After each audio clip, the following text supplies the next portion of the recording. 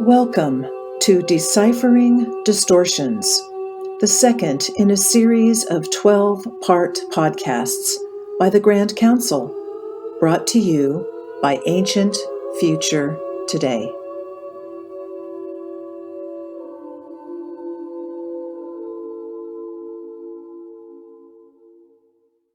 Well, indeed, it is our pleasure to be with all of you, our listening audience, whether you are in the current moment whilst we are speaking to you, or you are listening to a recording afterwards. It matters not, for time is all the same moment in real terms. And if you believe that, you could call it a truth. And many would say it is a metaphysical truth. Others might say it is a physics truth. Others might say it is not the truth. And who would know for sure whether it is or not the truth? Well, that is our topic of this day, and the beginning topic of Deciphering Distortions, which is a 12-part, 12-aspect journey of its own, compact from beginning to end, with 12 different aspects of distortions and or truths, depending on where you stand relative to what we offer and to which we are speaking, and from which and from where or whence we speak. So you see, it is going to be a rather circular, looping sort of consideration, at least for today's topic of truth. For this is one of the things on your planet of Gaia, of Mother Earth, in your galaxy of the Milky Way, that is in question, especially on your, because no one is sure who even knows the truth, much less is telling the truth about so many things in your world right now. You have just been into and through the first 2 years of COVID restrictions and regulations and authorizations and permutations, etc., etc. And things are just as chaotic now in your 2-year mark or your 18 months or however long it has really been, as you were in the beginning, perhaps even more chaotic, because so much speculation about what is true and what is not, what is possible, what is not, what is efficient, what is effective or not, has been promulgated upon all of you in your very many different countries on your planet, in very many different languages, in very different cultural contexts, with cultural values and understandings of things being quite different, depending on whether you're a socialist or a democratic or a republic or a communism or whatever you may be in your political systems. Those truths that you promulgate into and through, and some of which you believe because you've experienced them firsthand, and some of which you judge if you have not, or if you have even, you might judge them as truth untruth. You see, there are so many factors for each of you humans on the planet of Earth. It's a wonder that any of you ever can agree on a truth of some sort.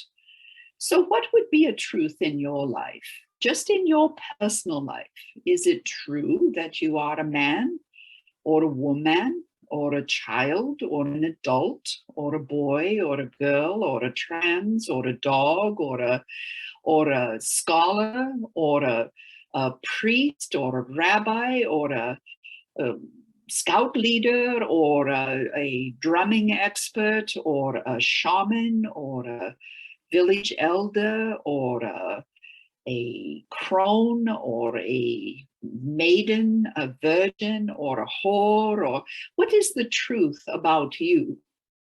And how do you know that that is the truth? How can you be called a whore if all you have done is slept with someone that you love, or someones that you love? Well, you are a whore in some and very many cultures and very many paradigms if you have slept with anyone other than that one to whom you are legally bound. And for some in the world, that is not a truth. They define sexual activity as something that is natural and that can be expressed with anyone they like. And they do not see their moral characteristic being drawn into question just because of who they sleep with and have sex with. And what about the priest or the rabbi or the nun or the bishop or the pontiff? They get up to all sorts of things with parishioners and with their people in their parishes, and they are caretakers and they soothe people's souls. They take their money, they teach them certain dogmas and doctrines, and sometimes they help to bury the dead, and sometimes they help to marry the hopeful, and they do all sorts of things. And what is the truth about the individual behind the behaviors? What is the truth of this man or woman who is your bishop or your priest or your preacher or your spiritual guide or your spiritual director, as they are called in other places, we understand? What is the truth of the being? Are they congruent? Perhaps not if they are humans. How congruent or incongruent are they, and how do you know? Are you with them in the quiet, dark nights of their own souls, or in their homes with their families, or if they are single, with their companions, or with their deep, dark secrets, or with the way they eat, or what they drink, or what sort of online, on television sorts of things they watch and enjoy, and what do they read, and what do they think about when they are not in front of a congregation or whatever it may be called? You do not know the truth of anyone else, even if you live with them. You do not know their innermost secrets because they do not tell them. That is why they are called a secret and innermost. Sometimes you do not even know the truth about yourself. Some of you who are awake to the possibility that you may not understand yourself completely, and you are desirous to so do, have been on journeys of self-discovery for some of you many years or decades. And you are still discovering things about yourself that maybe everyone else knew and you were blind to. Or maybe you have been such a good actress or actor that no one knows the truth about that part of who you are, including yourself. Perhaps you are really arrogant and you have chosen to be very shy, and so you are arrogant quietly. People would not perhaps know that unless they had seen you act out in a moment where you were not guarded about your arrogance.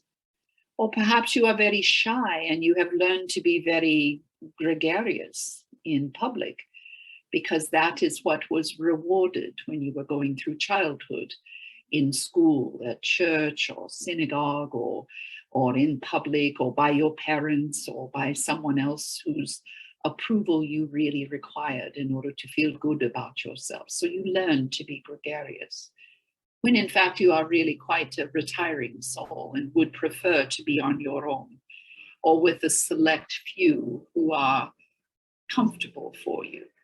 We will let the airplane that is flying very close and very low go over so we can have a volume back here. Thank you. And what is the truth that reminds us of travel now in the COVID age? Is it true that the TSA and all of that sort of looking through your luggage, making you take off your shoes and in some cases most of your clothing so that they can see you and take a full body scan of you, or a palpating pat here and there to see if you really are, if that is fat or if that is a money packet stolen away underneath your clothing or whatever? Do those regulations now, 20 years on from 9/11, which was the beginnings of that entire money-making routine worldwide, is that still necessary in the same ways? Is the truth that you are safer now because of TSA, a truth. Perhaps there may be some truth to it. Is it true, though, that you need to be x-rayed every time you travel, or vaccinated and boosted every time you think about traveling? And/or. Much of what you do in your world on planet Earth is collective reaction rather than truth. Collective collaboration to create truth and keep it in place until something that makes more sense to more of you comes along, and then you switch from truth A or B to truth C, because it's an updated version, enough updated version that you are willing to switch and to think that you have actually changed to something more true, when in fact you have just changed a version of truth. So in order for us to have a series about deciphering distortions, we must have some sense of, is there a truth or truths to which we can calibrate in order to understand what a distortion of truth or reality or what seems to be your experience in life? Must there be a truth in order for there to be a distortion? Is the question. And if there must be a truth, who decides what that is? And when that truth has been proven, if it ever is, to not be the truth or even a truth, what do you do then? Do you make up a new one? Do you borrow someone else's? Do you give in to the chaos and go a little bit crazy looking for something that you can pin distortions to in calibration terms? It will be quite interesting for us to travel together through these 12, perhaps we can call them little gateways or little portals into and through the possibilities of truth and consequence, and truth and chaos and distortions.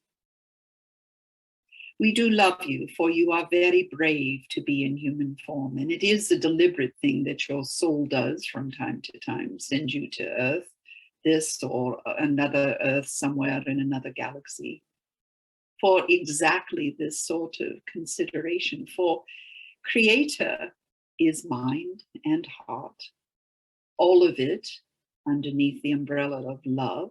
If you believe this as truth, we would like to promulgate it as a possibility of the one and only truth, that love is the only thing there is. And calibrating to love, then perhaps you can figure out a truth.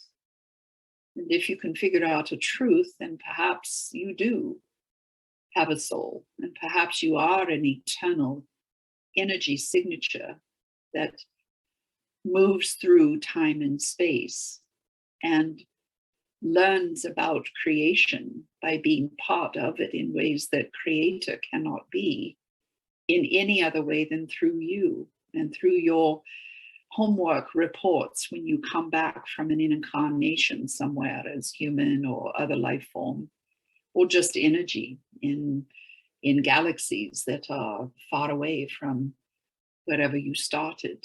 And so as you all report back to creation what it is that you have learned by being part of creation, going out exploring creation, is it true that Creator grows and evolves because of you and with you as a molecule of creation?